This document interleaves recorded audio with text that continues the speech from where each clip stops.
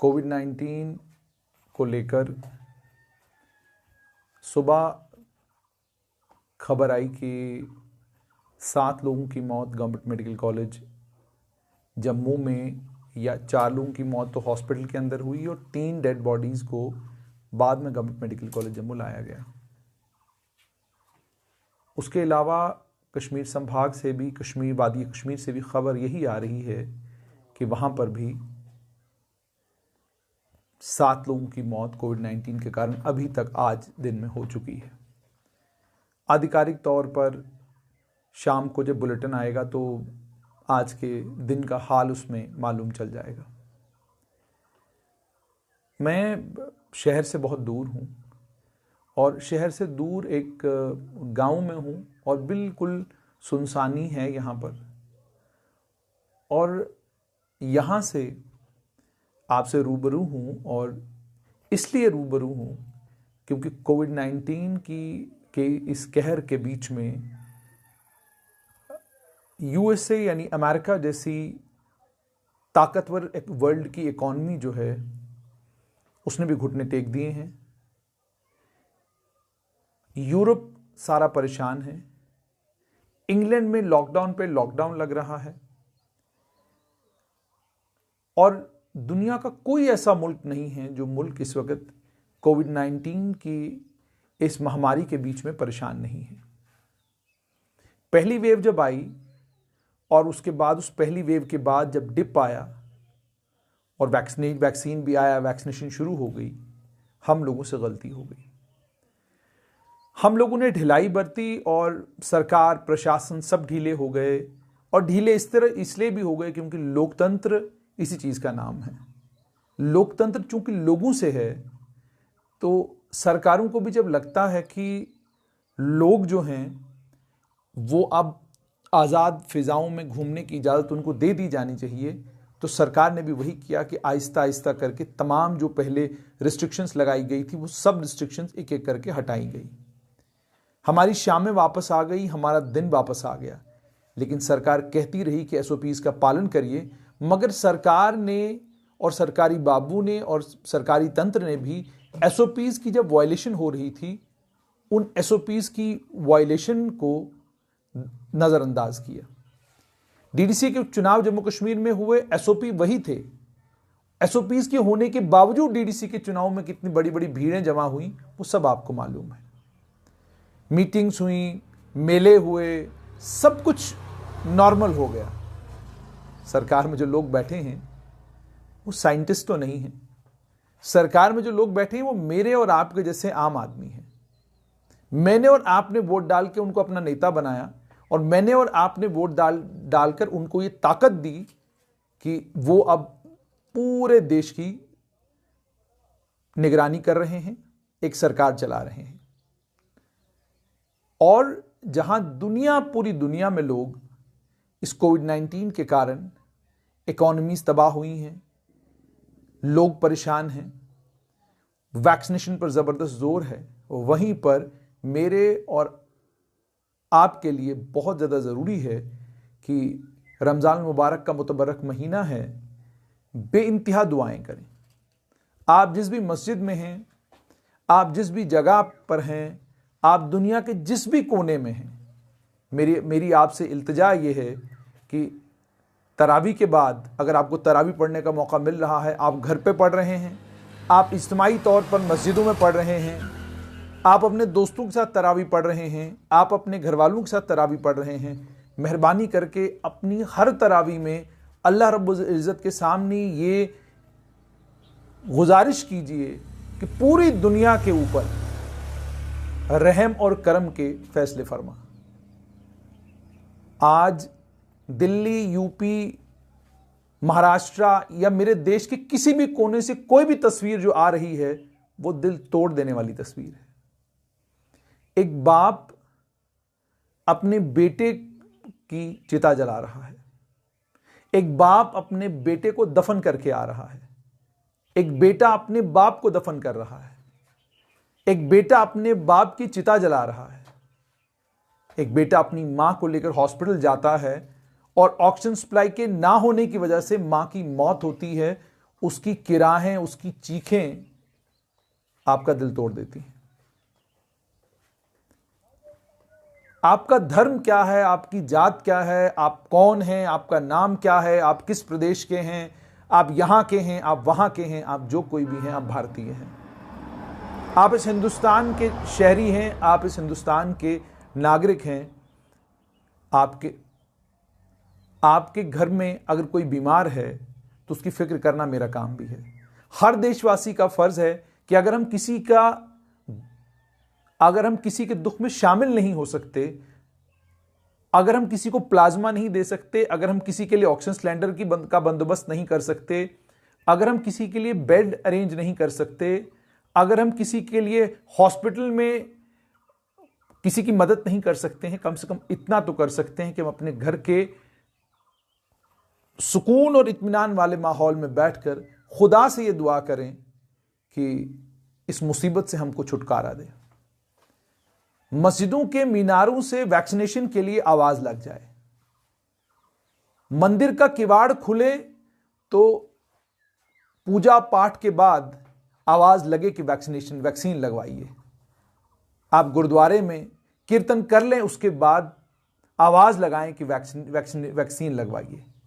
आप चर्च में जाकर प्रेयर करते हैं, अपनी प्रेयर सर्विस के बाद आवाज लगाइए लोगों को और कहिए कि वैक्सीनेट हो जाइए, वैक्सीन लगवाइए। हमें हर्ड इम्यूनिटी की तरफ जाना होगा और वो हर्ड इम्यूनिटी तब तक संभव नहीं है, पॉसिबल नहीं है, जब तक पूरा देश एक न हो। हमारे राजनीतिक झगड़े, हमारे धार्मिक झगड़े, हमारे जात पात के झगड़े, हमारे देश के विभिन्न भागों के अंदर जो झगड़े हैं, इन झगड़ों के लिए बहुत वक्त पड़ा है। जिंदगी रही तो ये झगड़े हम करते रहेंगे, ये लड़ाइयां हम करते रहेंगे, ये हमारे मिजाज में है, ये हमारी तबीयत में है। इसके लिए बहुत वक्त हमारे पास है।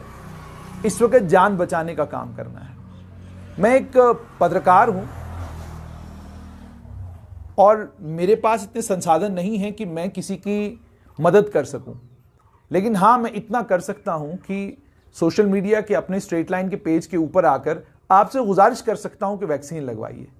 यहां आकर आपसे गुजारिश कर सकता हूं कि आप जिस भी धर्म, जिस भी जात, जिस भी समाज से ताल्लुक रखते हैं, आप जिस भी देश के किसी भी कोने में रहने वाले हैं, मेहरबानी करके अपने देश के ही किसी दूसरे व्यक्ति की अगर आप मदद नहीं कर सकते हैं तो दुआओं में उनको याद रखिए। आज अपने जिन भी घरों को हम ये मानते हैं कि ये घर खुदा के घर हैं, आज खुदा के घरों को इन बीमारों के लिए खोलने की जरूरत है। जो पैसा हमने अलग अलग जगह इकट्ठा करके रखा हुआ है, उस पैसे से ऑक्सीजन सिलेंडर आ सकते हैं, उस पैसे से वो इंफ्रास्ट्रक्चर बनाया जा सकता है जिस इंफ्रास्ट्रक्चर की आज हमको जरूरत है। ये पेंडेमिक आज आई है, हो सकता है कल और आए, परसों कुछ कोई और वायरस हो, 10 दिन के बाद कोई और वायरस हो। आज कोरोना वायरस है, कल कोई और वायरस हो सकता है। मैं और आप बीमार हो, आपका जिस्म बीमार हो तो उसका इलाज हो सकता है, और जिस्म की बीमारी का इलाज आसान है, लेकिन अगर दिमाग बीमार हो जाए ना तो दिमागों की बीमारी का इलाज नहीं किया जा सकता। इसीलिए मैं कह रहा हूं, नफरतों का वक्त नहीं है ये, लड़ाई झगड़े का वक्त नहीं है ये। एक दुश्मन है, हमको नहीं दिख रहा, उस दुश्मन ने हमारे ऊपर हमला किया हुआ है और हमने उसको हराना है। और हम वो देश हैं जो ठीक 1947 में जब हम आजाद हुए थे, आजादी से लेकर आज तक जिस भी दुश्मन ने हम पर प्रहार किया है, वार पहले उसने किया है, लेकिन जंग हमने खत्म की है और जंग हमने जीत कर खत्म की है। इतिहास इस चीज का साक्षी है। हमने कोई भी जंग शुरू नहीं की, लेकिन जो भी जंग हम पर थोपी गई, हमने उस जंग को जीता है। और ये वो जंग है जिस जंग में दुश्मन अदृश्य है, हमें दिख ही नहीं रहा, लेकिन दिख जो रहा है वो बहुत भयानक है। दिख क्या रहा है वो सुनिए। दिख ये रहा है कि 40 साल का बुजुर्ग, 40 साल का हमारा नौजवान बीमार है, 65 साल का बुजुर्ग बीमार है, 25 साल का नौजवान बीमार है। खौफ और दहशत चारों तरफ है, और इस खौफ और दहशत के बीच में एक ही चीज है जो मेरे और आपके मन को शांत करती है, वो है हमारा अड़िग और हमारा पूरा विश्वास भगवान के अंदर खुदा के अंदर, वाहिगुरु के अंदर, जीसस क्राइस्ट के अंदर। बड़ी से बड़ी मुश्किल होती है, हम ये कहते हैं कोई बात नहीं, खुदा है ना, कोई बात नहीं, भगवान देख लेगा। हमसे कोई बेईमानी कर जाए, ठगी कर जाए, हमारा जवाब क्या होता है? अच्छा कोई बात नहीं जी, हो गया, भगवान देख लेगा।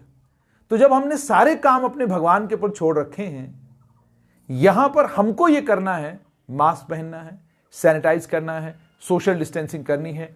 हमारे घर परिवार में किसी को बुखार आता है, हमारे घर परिवार में अगर किसी को खांसी लगती है, फौरन हमने RT-PCR उसका रैपिड टेस्ट कराना है। अगर खांसी नहीं रुक रही तो हमें उस चेस्ट का एक्सरे कराना है। ये काम हमको करने हैं। और उसके बाद अस्पताल वही जाइए जिसको अस्पताल जाने की जरूरत महसूस हो रही है।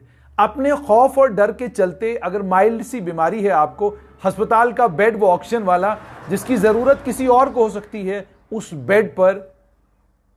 बेड को आप मत लीजिए, उसको उसके लिए रखिए जिसको उस बेड की सख्त जरूरत है। इल्तमास फिर से यही, आज रमजान मुबारक के इस मुतबरक दिन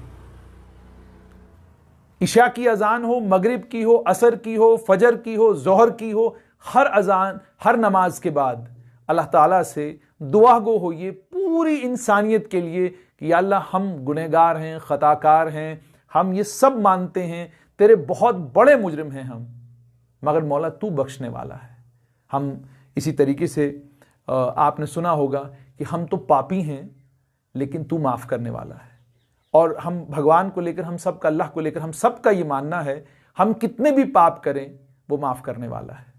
माफ़ करने के लिए वो चाहता है कि वो तो कहता है कि आप मुझसे मांगिए, मैं देने के लिए तैयार हूं। और वो तमाम लोग जो धार्मिक हैं, विश्वास रखते हैं पूरा, और आप जानते भी हैं कि हमारा देश आस्थाओं का, आस्थावान देश है, आस्थाएं हैं हमारी, और इन्हीं आस्थाओं के चलते वो कुछ जो बाकी दुनिया ने पिछले 200-300 साल में कर लिया, हमने 70 साल के अरसे में वो कुछ कर लिया है जो बाकी देशों ने 200 साल में किया।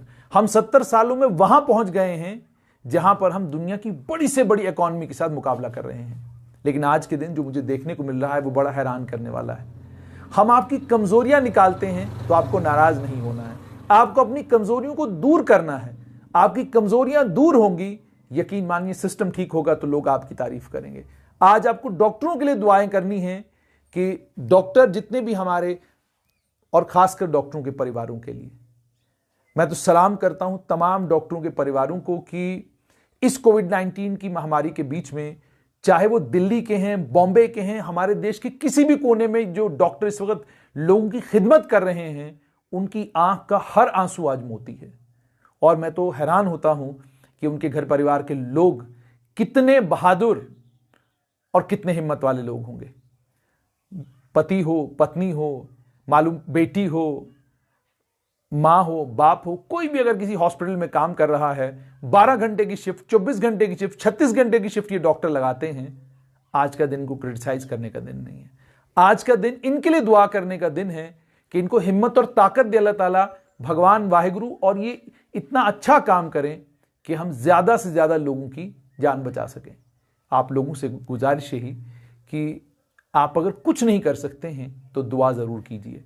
आप अगर कुछ नहीं कर सकते हैं तो ऊपर वाले से मांगिए कि हमको इस भयानक बीमारी से निजात मिले।